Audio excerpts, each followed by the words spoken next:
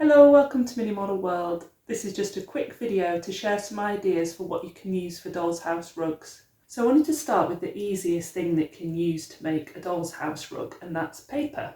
So the bottom two rugs in the doll's house, in the bathroom and in the kitchen, are ones that I made with Canva. And there's also this video here where you can see how to make wallpaper on Canva, and it's a very similar approach. So at the moment this doll's house is quite plain, so I wanted to add a bit of colour to the bathroom.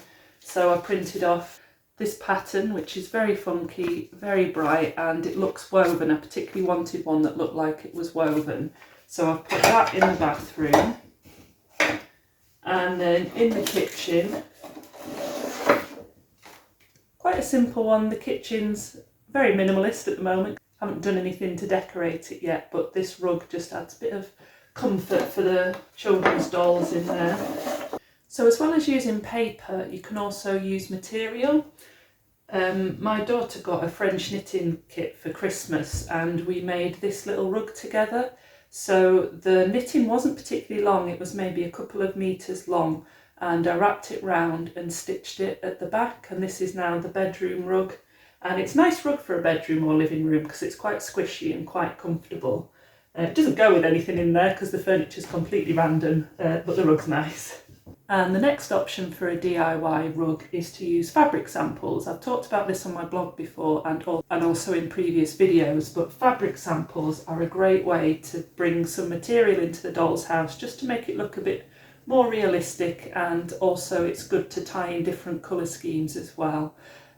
So this one, again, it's woven, it's already got the zigzag edge into it. If you wanted a fringe on this, you could pull some of the material out to create a fringing effect, but I've just left it like this. Fabric samples are super easy to find.